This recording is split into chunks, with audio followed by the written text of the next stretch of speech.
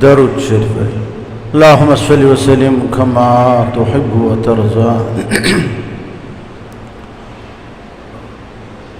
زما عزیزانو، نن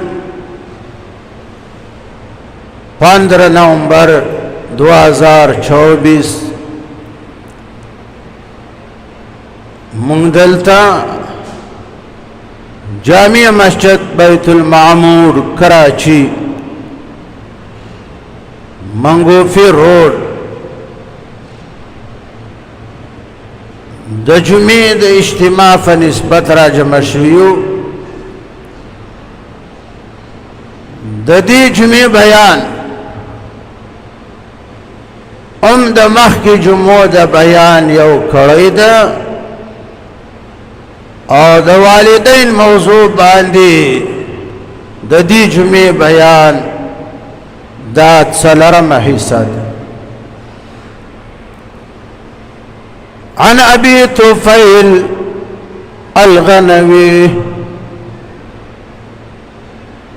عن ابي طفيل الغنوي قال: رأيت النبي صلى الله عليه وسلم. صحابه څنګه خوش قسمت خلقو. ابي طفيل غنوي فرمائے کہ رأيت النبي صلى الله عليه وسلم، ما پد خپل سترګو باندې رسول الله صلى الله عليه وسلم اولیدای. صحابه خلق و خوش قسمتا چې پسترګو به رسول الله صلی الله علیه وسلم تکتل کنا. کوم سترګو چې رسول الله لیدلای ده دغه بارک الله فرمایي چې رضی الله عنهم ورضوا عنه. الله فرمایي چې کوم سترګو زما محبوب لیدلای ده کنه دغه نظر ازي ما او د زمان راضي ده کنه. عن ابي طفيل الغنوي قال: رأيت النبي صلى الله عليه وسلم يقسم لحما بالجعران إذ أقبلت امرأة حتى دنت إلى النبي صلى الله عليه وسلم فبسط لها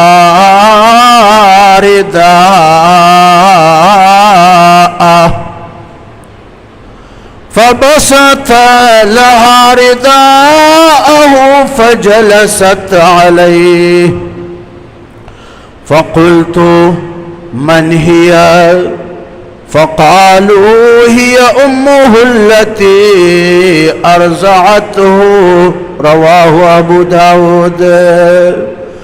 ابي طفيل غنوي فرمائے، ابي طفيل غنوي دا د قبیلی نوم ده. دی غنوي قبیله کی آخری صحابی ابي طفيل چې وفات د خپل قبیله قوم صحابو کی ابي طفيل آخری صحابی چې وفات. فرمائے: رأيت النبي صلى الله عليه وسلم، ما جناب رسول الله صلى الله عليه وسلم اولیدای کنا. جعرانه کی ناستو. جعرانه د مکی مکرمه څلریو زائد علاقه ده ولته علی شان مسجد ته.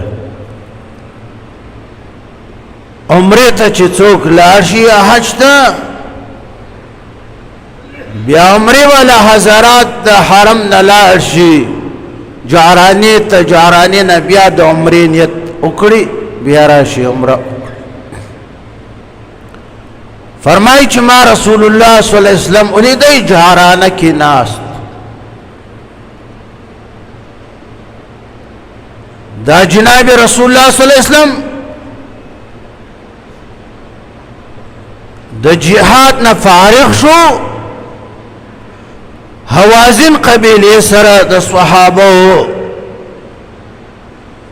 جنگ و جهاد هوی تی شکست ورکو، غنائم چې څومره هغه جعرانه ترا منتقلو. جناب رسول الله جعرانه کې ناستو. ابي طفیل فرمایي غنیمتون یې تقسیمول صحابه، صحابه هم حاضر دي، رسول الله صلی الله علیه وسلم ناست. اذ اقبلت امرأة، اچانک یو خزر آله پا اخ باندې سورد، حتی دنت الى النبي صلی اللہ علیہ وسلم. دا خزر رسول الله صلی اللہ علیہ وسلم ترانیز دیش. جناب رسول الله چې داسي او قتل وی پیجندله. جناب رسول الله ډایرک فاسدی او د دې خځې استقبال یې وکړو. د اخ مهاریه ونیو رسول الله صلی الله علیه وسلم، اخ یې په خپله کېناو او په ډېر احترام ډېر ادب سره رسول الله صلی الله علیه وسلم دا ښځه په خپله راکوزه د اخ. صحابه ورته ګوري حیران. فبسط لها رداءه، جناب رسول الله خپل چادر مبارک را واخستی، اخجی تیخور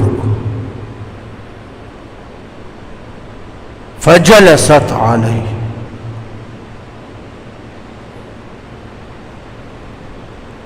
اخذ په چادر باندې کېنست.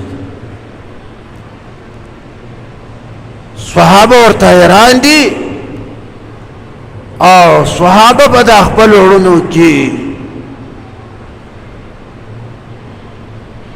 هر یو دا وایي چې دا څه خوش قسمته ښځه چې رسول الله صلی الله علیه وسلم دې سره دومره حسن سلوک کړي، خدمت یې کړي، خپل چادر مبارک یې خاورو کې ورته خور. صحابه حیران. ابي طفیل فرمای چې جناب رسول الله صلی الله علیه وسلم وګ مبارک دا شور نږدې کړی ده، دا خځه د رسول الله صلی الله علیه وسلم دی وګ کی خبرې کړي، رسول الله ډېر په توجه اوري.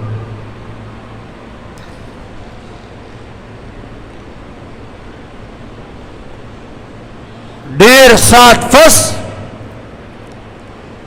صحابه خاموش دي ورته ګوري. اخذ پاسد رسول الله صلی الله علیه وسلم پخپل په اخ باندې کینوله، اخ یې په ډېر ادب پاساو. بیا رسول الله صلی الله علیه وسلم ورسره ملګری و، ډېر حد پورې اخ یې کشاو. بیا رسول الله تینا رخصت واخستی، واپس راغی.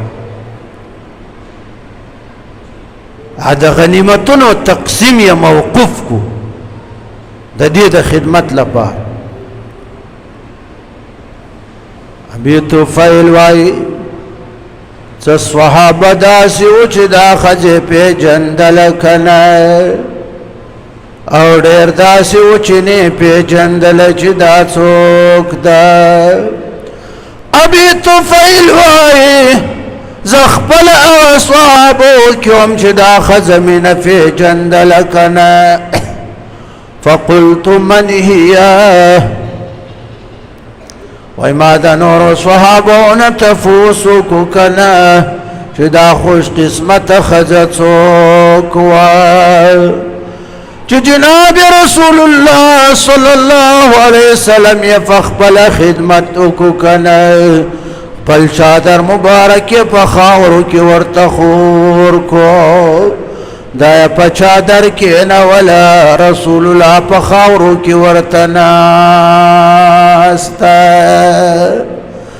د دې خوله ده د جناب رسول الله غوږ د جناب رسول الله توجه سره خبرې اوري که نه ابي طفيل وای ما تفوس کو نور صحابو چې چا نه پیژندل هغوی هم تفوس کو چې من هي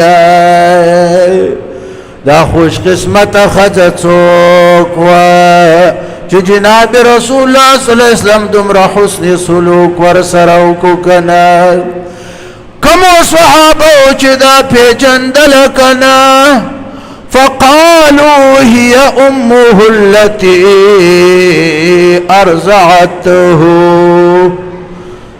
چا چې پیژندل هغه صحابو ویل چې دا خو هغه ښځه وه که نه دا د جناب رسول هغه مور وه ارضعته چې جناب رسول الله صلی الله علیه وسلم ته پی ورکړی وی که نه جناب رسول الله صلی الله علیه وسلم د دې پیس کلی وی یعنی دا حلیمه سعدیه و د جناب رسول الله رضاعی مور وه دا رسول الله صلی الله علیه وسلم د خپل رضاعی مور چې جناب رسول الله ته پی ورکړی وی حلیمه سعدیه د رضاعی مور یې داسې خدمت